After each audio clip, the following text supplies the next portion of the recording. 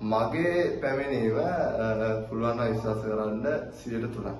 ඒතරම අද ඔයාලා මගෙන් ඇහුවොත් ඉස්කෝලේ යන්න ඕනේද ඒ ලෙවල් ඉස්කෝලේ යන එක හොඳයිද කියලා මම දෙන උත්තරේ තමයි ඉස්කෝලේ යන්න පාඩම් කරලම ලියනවා කියලා හිතන් හිටියා.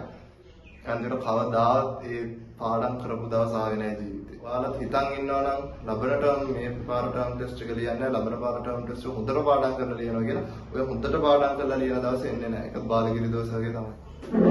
හරි. මම මගේ A-level life story කලින් වීඩියෝ එකකින් ඔයාලට ෂෙයා කරගත්ත එක මම වැඩිපුර ප්‍රයොරිටි එක දුන්නේ මම ක්ලාසස් යන්නේ නැතුව A-level කොට දාගත්ත විදිහ. ඔයාලට මම මේ කියන දේවල් ගැන ඩවුට්ස් මොනවා හරි සැකයක් මොනවා හරි තියෙනවා නම් මට කියන්න මම සාක්ෂි සහිතව ඉදිරිපත් කරන්නම්. ඒක මගේ යාළුවෝ ඉන්නවා යාළුවෝ කමෙන්ට්ස් දාන්නවත් වල දෙකලා ඇති. ඉතින් මට ආයෙ ප්‍රූව් කරන්න දෙයක් නැහැ මට බොක් කියන්න දෙන්නේ නැහැ. ඒකයි මම හැමතිස්සෙම කියන්නේ මේ මගේ ජීවිත කතාව ආදර්ශයට ගන්න එපා කියලා. මොකද ඒක ටිකක් අවදානමක් සම්බන්ධ. හරි. මේකදී මම කියන්නේ අපි ගොඩක් දෙනෙක් මුල් කාලේදී බය වෙන මාතෘකාව. කියන්නේ අපි 180 ගැන සෑහෙන ඉඳලා ඉස්කෝලේ. ඒකට 180 නැත්තම් ලියන්න දෙන්නේ නැහැ මොන කතන්දර දෙනවා මම හිතනවා සමහර ඉස්කෝලවල ඒක බලපවත්වනවා ඇති. ඒක බලපවත්වන එක සාධාරණයි. හරිද?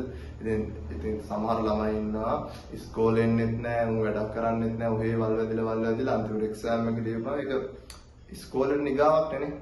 නිදහස් අධ්‍යාපනයේ නොමිලේ ඉස්කෝලෙන් අධ්‍යාපනය ලැබෙනවා. අන්තිමට අර කන්ද දීපත් හපා කෑ වගේ ඉස්කෝලේටම මේ ඉස්කෝලේ මූණ දැලි ගාලා මේ තමයි මිනිහ නවතින්නේ. ඒතකොට 180 එකේ සාධාරණ පැත්තක් තියෙනවා.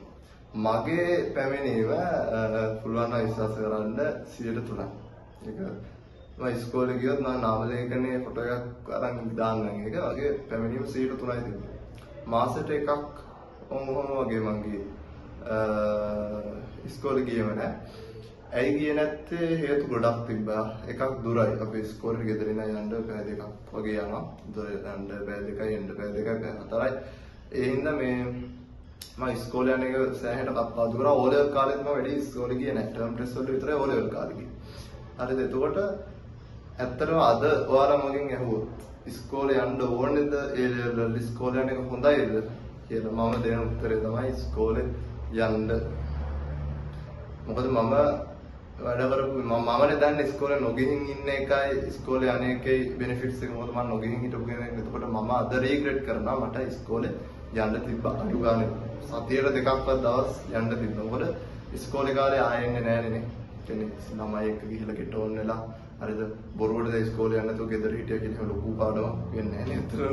මේ ඉස්කෝලේ යන්න ඒක වෙනම එකක්. ඉස්කෝලේ යන එකෙන් වෙනම බෙනිෆිට්ස් ටිකක් හම් වෙනවා. පේපර් වලට ලියන්න, ගුරුවරු එක්ක කතා කරන්න, ප්‍රැක්ටිකල් ඔය වගේ නානාවිධ වාසි තියෙනවා. එහෙනම් මගේ ඇඩ්වයිස් එක නම් ඉස්කෝලේ යන්න. සතිය දවස් 5ම ඕනේ අඩු ගන්න 3ක් හරි යන්න. ඉස්කෝලේ යන්න.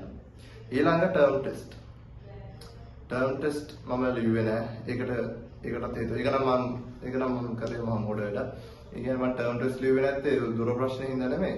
මට බයයි මේ මට හොඳට ස්කෝර් කරන්න බැරි වෙයි කියලා. කියන්නේ අර මම ඉස්සර හිතුවා හරි මට ලකුණු අඩු වුණොත් අනික් ළමයි මගේ යාළුවෝ මං ගැන මොනවද හිතයිද කියලා. ඒක මේ ඕක තමයි මම 6 පන්ති ඉඳන් දිගටම පළවෙනිය වුණා පන්තියේ. එතකොට මට බයයි මගේ ලකුණු අඩු වෙන එකට. එතකොට අඩු වුණාම මිනිස්සු මොනවද හිතයිද හොඳට වැඩ කරපුවගේ මූදේ වලවැදලා කියලා ඒ මෝඩ තර්කෙ මගේ ඔළුවේ වැඩ කරපු හින්දා පළවෙනි ටර්ම් ටෙස්ට් එක මම ලිව්වේ නැහැ. ඒ පළවෙනි ටෙස්ට් එක ලිව්වේ නැත්නම් ඕක සහ මම ඒ වෙලාවේ ගොඩක් පාඩම් කරලා හිටියේ නෑ. මම පස්සේ පාඩම් කරන්න පටන් ගත්තා. එතකොට ඒක අතහැරියා. පාඩම් කරලම ලියනවා කියලා හිතන් හිටියා. අන්තිමට කවදාවත් ඒ පාඩම් කරපු දවස් ආවේ නෑ ජීවිතේ. කාලේ ටර්ම් ටෙස්ට් ලිව්වෙම නෑ. එතකොට ඉස්කෝලෙන් බැලුවේ නෑ එහෙම ටර්ම් ටෙස්ට්. මොකද මම ගියේ ක්ලාස් එකේ මම টොප් ලිස්ට් එකේ කියන්නේ ඒක ඉස්කෝලේ කට්ටිය දැනගෙන ඒ හින්දා මට එහෙම ලොකු අවුලක් ගියේ නෑ. ඉතින් මම කියන්නේ මේ ඇත්තට මගේ ජීවිතේ මගේ A level ජීවිතේ ලොකුම කඩාවැටීම සිද්ධ වුණේ උතන. මොකද මම ටර්ම් ටෙස්ට් ලියන්න ගියේ නෑ. ඒ කියන්නේ ඔයාලත් හිතන් ඉන්නවා නම් ලබන ටර්ම් මේ පාර ටර්ම් ටෙස්ට් එක ලියන්නේ ලබන පාර ටර්ම් ටෙස්ට් එක හොඳට පාඩම් කරලා ලියනවා කියලා. ඔය හොඳට පාඩම් කරලා ලියන දවසේ එන්නේ නෑ. ඒක බාලගිරි දවස් වගේ තමයි. ඒ හින්දා මොනම පාඩම් කරත් නැතත් අනික් අය ගැන හිතන්න එපා. ඔයා ගිහිල්ලා දන්න ඉටි ගෙඩිය ලියලා එන්න. මේ ටර්ම් ටෙස්ට් වල අනිවාර්යෙන් යන්න. මොකද ඒකෙන් ටයිමින් හැදෙනවා, ඒ කියන්නේ විභාග පරිසරයට ඔයාලා පුරුදු පුහුණු කරනවා, ඒ වගේ එකක්. හරිද? ඒ හින්දා යන්න අනිවාර්යෙන් ඉස්කෝලේ යන්න ටර්ම් ටෙස්ට් වල අනිවාර්යෙන් යන්න. මගේ තව එකක් තමයි ටර්ම් ටෙස්ට් පේපර්ස් වල සමහර වෙලාවට අවුට් ඔෆ් සිලබස් එනවා කියනවානේ ළමයි. අවුට් ඔෆ් සිලබස් ඒවා එනවා. ඉතින් ආව කියලා ඉතින් ඒක අමුලක් නැහැ. ඒක විභාගෙට එන්නේ නැහැ නේ ලෙවල් වලට. ඒක දැක්කා අනිත් පැත්තෙන් අයින් කරා. හරි. ඊළඟ එක සම්පත් පොත.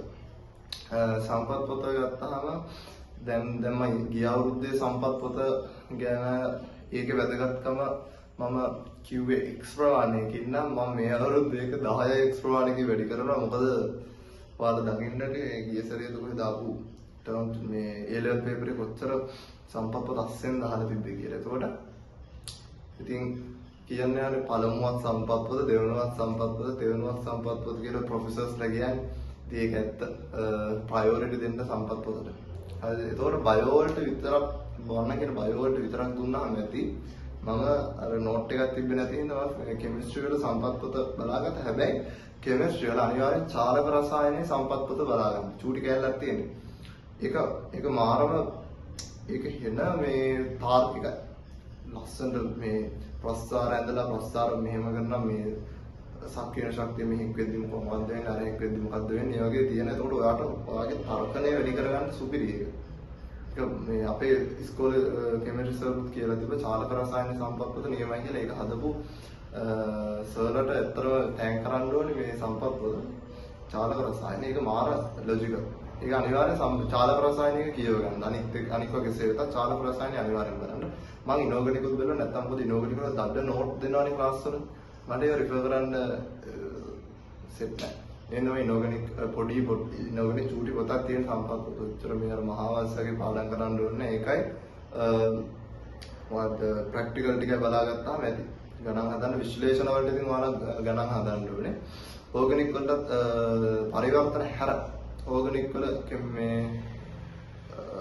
තියරි වලට සම්පත් පොත ඇති. ඔය ටික තමයි මේ වීඩියෝ එකේ කියන්න ඕනේ. මම හැමතිස්සෙම කියනවා මගේ ලයිෆ් ස්ටෝරි එකෙන් ගන්න තියෙන හොඳ දේවල් ටික විතරක් ගන්න. මම අන්තිමට ලඝු කරන්නම් මුළු වීඩියෝ එකෙන් මම කියපු ඇඩ්වයිස් එක පළවෙනි එක ඉස්කෝලේ යන්න ටර්ම් ටෙස්ට් වල අනිවාර්යෙන් ලියන්න සම්පත් පොත රිෆර් කරන්න බයෝලොජි වලට අනිවාර්යෙන් ප්‍රයොරිටි එක දෙන්න සම්පත් පොතට කෙමිස්ට්‍රි වල චාලක රසායනයට වගේ ලියන්න බලන්න. ඔයාලා ක්ලාසස් යන ගමන් ඔය වැඩ ටිකත් අනිවාර්යෙන් කරන්න. රිසල්ට් එක ඔයාලා හිතනවට වැඩිය සිග්නිෆිකන්ට්ලි වැඩි වෙනවා. Thank you.